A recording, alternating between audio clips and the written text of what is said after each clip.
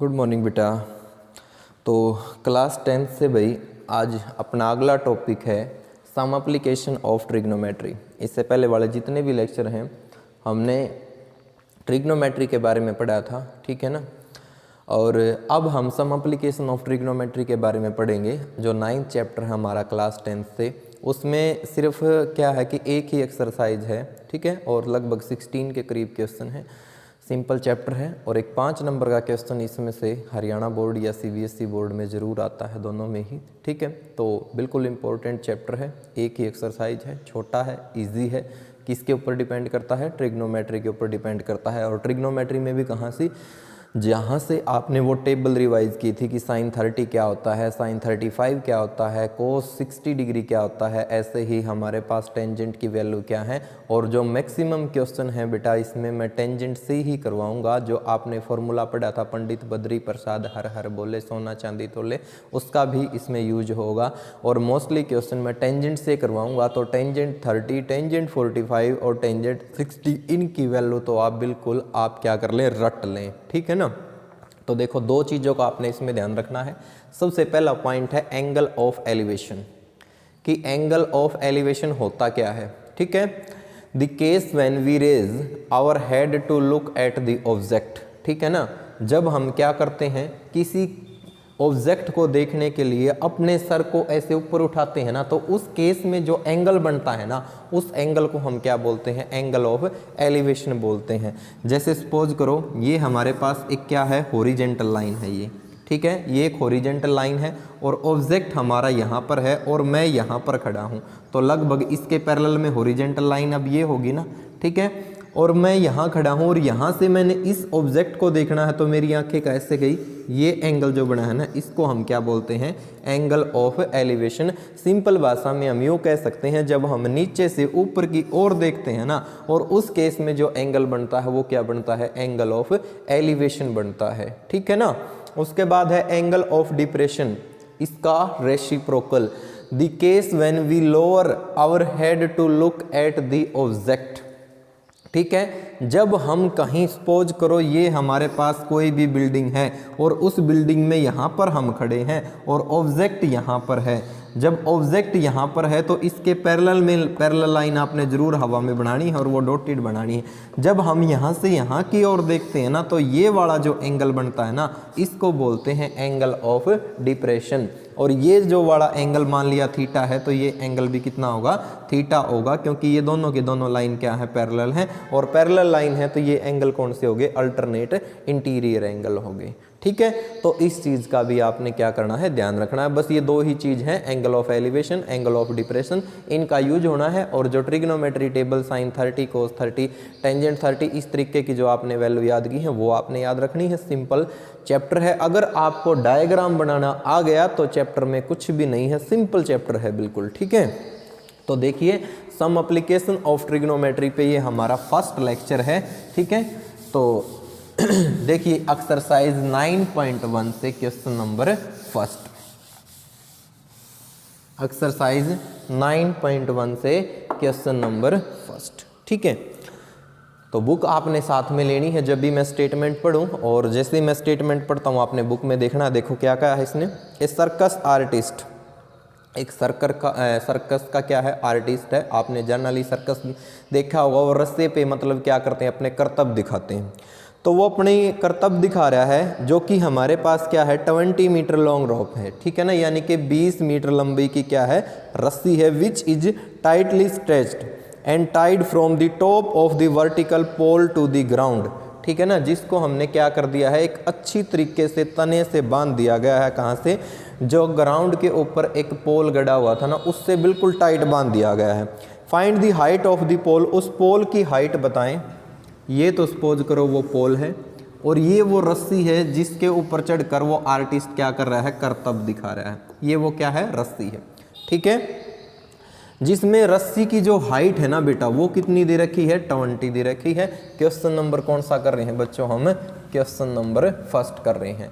जो ये रस्सी है, जो ये रोप है, रस्सी है, स्ट्रिंग जिसको बोल सकते हैं, वो कितनी दे रखी है? 20 मीटर दे रखी है। ये हमारे पास क्या है? पोल है, जिसकी हाइट को हमने क्या करना है? निकालना है। मैंने नाम दे दिया बच्चों इसको, क्या? ABC। सपोज करो ये यहाँ इस पोल से और यहाँ ज़मीन पे कुछ भी गड़ा हुआ है, इससे जो क्या है ये टाइट बांध रखी है, और हमने पोल की क्या निकालनी है? हाइट निकालनी है। हमारा पर्पज़ क्या है?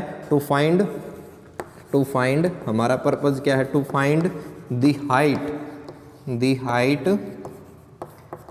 Of pole AB। ये हमारा पर्पज़ है निकालना। और इसने ये भी कहा है साथ में, find the height of the pole if the angle made by the rope with the ground level is 30 degree. अगर वो ग्राउंड लेवल के साथ एंगल कितने का बना रही है बच्चों? 30 डिग्री का बना रही है। तो ध्यान दें, इन राइट ट्रायंगल ABC, ये एंगल कितने का हो गया? 90 डिग्री का हो गया। ठीक है, बेस हमारा क्या है? BC है, जहाँ पर थीटा लाई करता वो बेस, उसके अपोजिट साइड क्या होती है? परपेंडिकुलर होता है। और हाइपोटेन्यूज हमारा कभी भी चेंज नहीं होता है। फॉर्मूला हमने पढ़ रखा कौन सा? पंडित बद्री प्रसाद हर बोले सोना चांदी तोले। हमारा पर्पज़ क्या है? परपेंडिकुलर हमने निकालना है। परपेंडिकुलर जब हमने निकालना है तो इसका मतलब यूज किसका होगा? इसका यूज होगा, क्योंकि हाइपोटेन्यूज गिवन है। परपेंडिकुलर निकालना है तो इसका मतलब इसी का तो यूज करेंगे। अगर बेस हमने निकालना होता तो यूज हम इसका करते, ठीक है ना, या फिर इसका यूज करते अगर परपेंडिकुलर दे रखा होता उस केस में। लेकिन अब की बार हमने परपेंडिकुलर निकालना और गिवन क्या है? हाइपोटेन्यूज है, तो इसका मतलब इसका हम यूज करेंगे। ठीक है, तो हम क्या लिखेंगे? इन राइट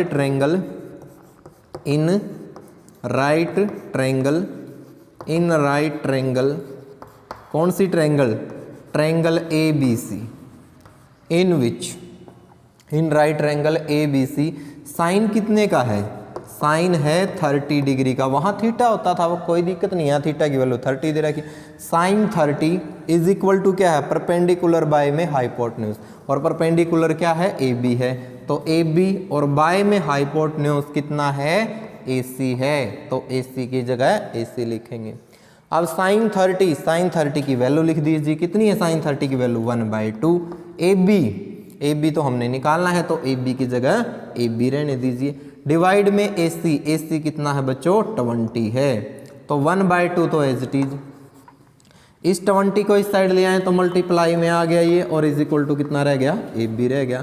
कैंसिल करो, 2 से कैंसिल हो गया, तो 10 इज इक्वल टू कितना आ गया? AB आ गया। तो hence the height of the pole AB is equal to 10 metre. तो जो पोल था उसकी हाइट कितनी आ गई? वो आ गई हमारे पास कितनी? 10 मीटर। तो इस तरीके से बच्चों आपने ये क्वेश्चन करना था। कौन सा था ये? Question number first. उसके बाद देखिए question number second, important question है, कई बार एग्जाम में आता है, ठीक है ना।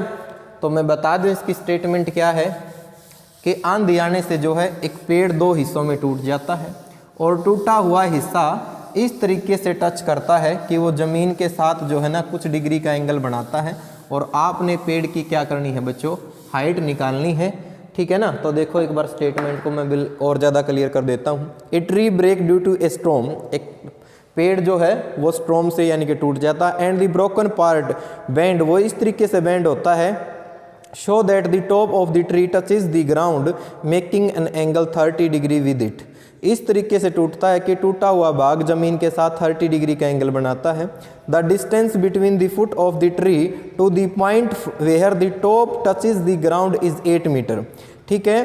तो find the height of the tree, ठीक है। क्या कहा है इसने?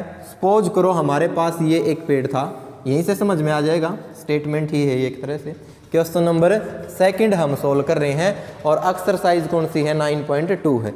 सपोज करो ये हमारे पास एक पेड़ था, और सपोज करो ये यहाँ से ब्रेक हो गया। तो यहाँ से जब ये ब्रेक हुआ तो इस तरीके से टूट के गिरेगा ना भाई, इस तरीके से ये टूट के यूँ ज़मीन पे गिर गया। और जब ये ज़मीन पे गिरा तो इसने एंगल कितने का बनाया है? एंगल बनाया है इसने कितने का? 30 डिग्री का। एंगल बनाया है कितने डिग्री का? 30 डिग्री का। तो ये हमारे पास पेड़ था टोटल, और टूट के ये 2 हिस्सों में, एक हिस्सा ये और दूसरा हिस्सा यहाँ पर गिर गया, और ज़मीन के साथ ये मान लिया वो ज़मीन है। तो एंगल कितने का बनाया है इसने? 30 डिग्री का बनाया है। जब 30 डिग्री का इसने एंगल बनाया तो इसने ये कहा जहाँ पर वो ज़मीन को टच कर रहा है ना, वहाँ से लेकर जहाँ जब पेड़ की जड़ है वहाँ तक की दूरी कितनी है, 8 मीटर है। और हमने क्या निकालनी है, पेड़ की हाइट निकालनी है। नाम दे दिया हमने इसको क्या, ABC। अब ध्यान दो, AB भी एक पेड़ है और जो AC टूटा हुआ भाग है वो भी तो पेड़ का ही हिस्सा है ना। तो कुल मिला के हाइट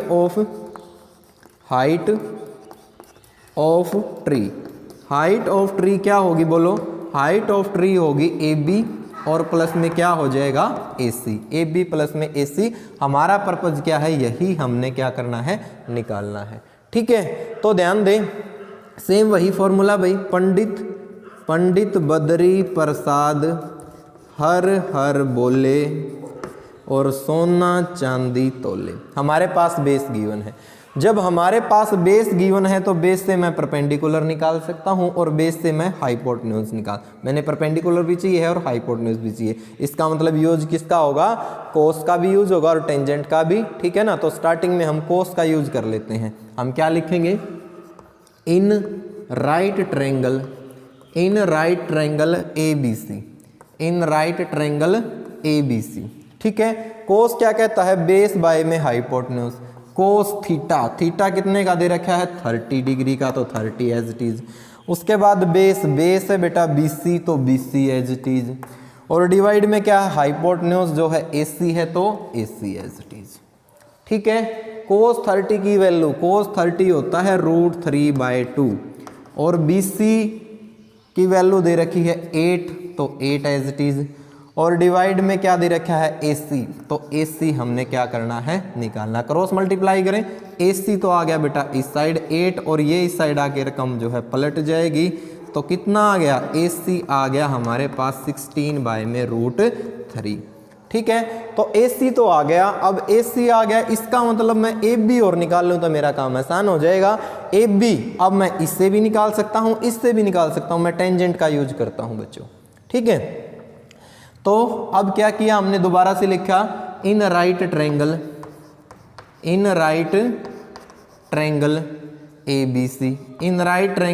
ABC। अब की बार टेंजेंट ले लिया मैंने, टेंजेंट 30 डिग्री। और टेंजेंट क्या कहता है, परपेंडिकुलर बाय में बेस। परपेंडिकुलर क्या है, AB है, और बाय में बेस बेस क्या है, BC है। बेस क्या है, BC है। टेंजेंट 30 होता है 1/√3। AB की वैल्यू मैंने निकालनी है तो AB एज इट इज, और BC की वैल्यू दे रखी है 8, तो 8 को इस साइड ले आओ, 8/√3 इज इक्वल टू कितना हो गया, AB हो गया।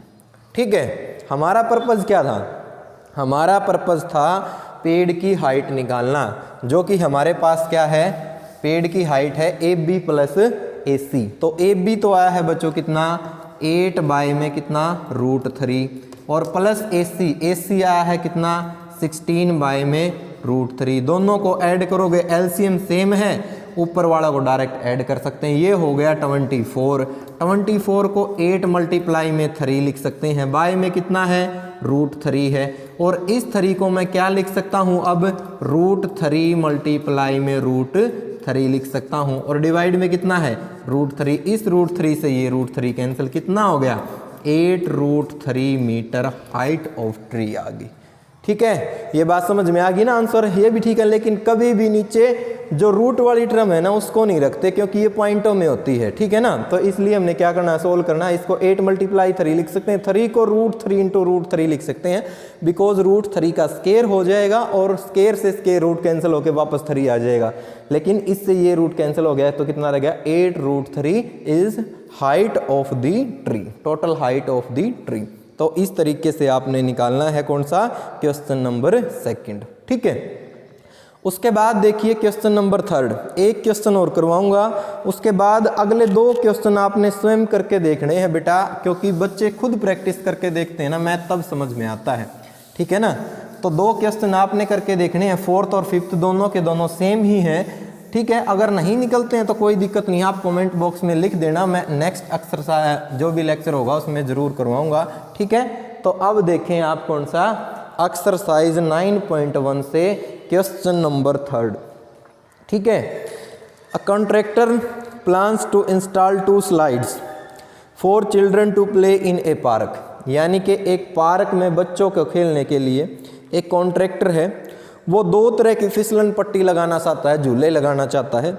For the children below the age of 5 years she prefers to have a slide whose top is at a height of 1.5 metre. उसने कहा जो 5 साल से कम एज के बच्चे हैं ना, उनके लिए वो 1.5 मीटर इतनी ऊंचाई का ही क्या करना चाहती है, एक झूला लगाना चाहती है। यानी कि जैसे आपने देखा होगा ना, यहाँ से वो फिसल कैसे आते हैं, इस तरीके से। इसने कहा and is inclined at the angle 30 degree. Inclined मतलब झुकाव, इसका जो एंगल का झुकाव है ना वो कितना है, 30 डिग्री है। इसने कहा फॉर द एल्डर चिल्ड्रन, और इससे जो ज़्यादा एज के बच्चे हैं, she wants to have a steep slide at a height of 3 metre. बड़े बच्चे हैं तो उनको छोटी में थोड़ी ना मजा आएगा, उसमें तो फिर क्या होगा, वही सोचेंगे तो बच्चों वाला गेम है, तो उसके लिए ऊंचाई थोड़ा ऊंचा कर दिया झूले को उसने। और ये जो है कितने एंगल पर झुका हुआ है अब की बार, ये जो है अब की बार झुका हुआ है कितने डिग्री के ऊपर, 60 डिग्री के ऊपर बच्चों क्या है, झुकाव है इसका। तो इसने कहा what should be the length of slide in each case. प्रत्येक केस में आपने क्या करना है, स्लाइड की लेंथ आपने निकालनी है। इसमें तो AC है स्लाइड, और इसको यदि मैं PQR कहूँ तो इसमें क्या है, PR है। फॉर्मूला आपने कौन सा पढ़ा है, पंडित बद्री प्रसाद हर हर बोले और सोना चांदी तोले। तो ध्यान दो, हमारे पास परपेंडिकुलर है, हाइपोटेन्यूज हमने निकालना है, तो यूज किसका होगा, फर्स्ट केस का होगा, साइन का होगा। तो आपने लिखना है in right triangle ABC sine theta, theta की वैल्यू कितनी दे रखी है, 30 degree, is equal to perpendicular, perpendicular कितना है बच्चों, AB है, और डिवाइड में हाइपोटेन्यूज कितना है, AC है, और साइन 30 कितना होता है, 1/2 इज इक्वल टू AB, जो कि हमने 1.5 दे रखा है, और AC क्रॉस मल्टीप्लाई करें AC और 1.5 की मल्टीप्लाई 2 से करेंगे तो ये आ गया 3। तो हाइट ऑफ फर्स्ट स्लाइड तो आगे बेटा कितनी, 3 मीटर। इसी प्रकार आपने क्या करना है, सेकंड में निकाल लेना है, और इसमें कितना है साइन, साइन दे रखा है 60 डिग्री, और क्या है AB की जगह अब की बार क्या हो गया, PQ, और डिवाइड में कितना है, PR है, और साइन 60 कितना होता है, √3/2 होता है, और PQ की वैल्यू बच्चों 3 दे रखी है, और डिवाइड में PR जो कि हमने निकालना है। क्रॉस मल्टीप्लाई करें PR और 3, ये इस साइड आके मल्टीप्लाई हो गया, कितना हो गया 2, और बाय में कितना हो गया √3। उल्टा हो जाएगा स्टेटमेंट, फिर से इसको क्या लिख सकते हैं, √3 मल्टीप्लाई 2 डिवाइड में √3, और √3 से √3 कैंसिल हो गया, तो कितना आ गया 2√3 is the height of second slide. ठीक है, तो इस तरीके से बच्चों आपने करना था कौन सा क्वेश्चन, क्वेश्चन नंबर 3। तो क्वेश्चन नंबर 4 और 5 सिंपल क्वेश्चन है, आपने खुद करके देखने हैं।